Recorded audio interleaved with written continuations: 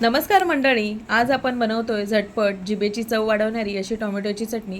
तर इथे मी कढईतच बनवणार आहे। तुम्हाला जर हवं असेल तर तुम्ही तव्यामध्ये सुद्धा ही चटणी बनवू शकता। टोमॅटोची चटणी बनवण्यासाठी इथे मी कढई घेतलेली आहे। आता कढईमध्ये आपण मध्यम साईजच्या चमच्याने 3 चमचे इथे मी तेल घेतलेले आहे। आता हे तेल चांगले गरम झाले की त्यामध्ये आपल्याला अर्धा चमचा जिरे घालायचे आहे। आता इथे जिरे छान तडतडले की त्यामध्ये लगेचच आपल्याला 5 ते 6 पाकळ्या लसणाच्या इथे घालायच्या आहेत। इथे लसणाच्या पाकळ्या मी अशा प्रकारे ठेचून घेतलेल्या आहेत आणि त्या आपल्याला घालायच्या आहेत। आता यामध्ये 5 ते 6 कढीपत्त्याची पानेसुद्धा घालूयात। आता लसणाचा थोडासा रंग बदलला की लगेचच आपल्याला यामध्ये एक मोठा कांदा मध्यम बारीक चिरून घालायचा आहे। तुम्ही जाडसरसुद्धा चिरून घालू शकता। आता हा कांदा आपल्याला छान असा परतून घ्यायचा आहे। आता या ठिकाणी कांदा छान परतून झाला की आपल्याला यामध्ये 2 मिरच्या बारीक चिरलेल्या घालायच्या आहेत। तुम्हाला जर हवं असेल तर तिखटाचं प्रमाण तुम्ही तुमच्या पद्धतीने कमी जास्त करायचं आहे। आता मिरची आणि कांदा छान असा आपण व्यवस्थित पुन्हा एकदा परतून घेऊयात।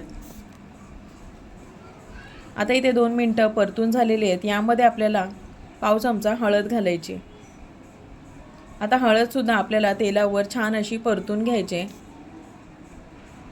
आता लगेचच हळद आणि तेल छान असं एकजीव झाल्यावर आपल्याला यामध्ये पुन्हा एकदा परतून झाल्यावर तिखटानुसार आपल्याला लाल तिखट घालायचं आहे। तुम्ही यामध्ये मसाल्याचं प्रमाण कमी जास्त करू शकता। आता हे मसाले छान असे परतून घेऊयात।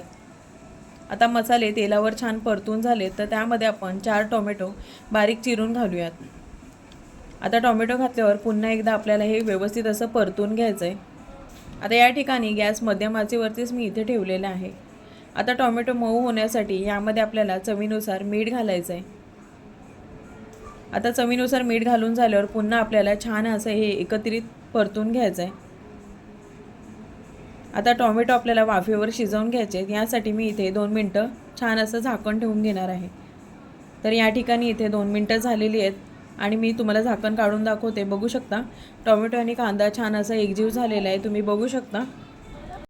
आता हे सर्व पुन्हा एकदा आपण छान असं एकजीव करून घेऊयात। आता लगेचच यामध्ये आपल्याला 2 चमचे शेंगदाण्याचा कूट घालायचा आहे। तुम्ही तुमच्या आवडीनुसार कमी जास्त करू शकता किंवा शेंगदाणा कूट नाही घातला तरीसुद्धा ही चटणी अगदी छान आणि चविष्ट लागते। कोथिंबीर घालून पुन्हा एकदा आपण व्यवस्थित असं परतून घेऊयात। खूप छान होते ही चटणी। घरात भाजीला काही नसेल तेव्हा ही रेसिपी जरूर ट्राय करा। कशी झाले ते कमेंटद्वारे कळवा आणि ही चटणी सुकी किंवा ओलसर तुम्ही ठेवू शकता। तर चटणी तयार झाली आहे। गरमागरम चपाती भाकरीबरोबर सर्व करू शकता। व्हिडिओ आवडला असेल तर लाईक शेअर करा, सोबतच आपल्या चॅनलला सबस्क्राईब करा। तोपर्यंत पुन्हा भेटूयात। धन्यवाद।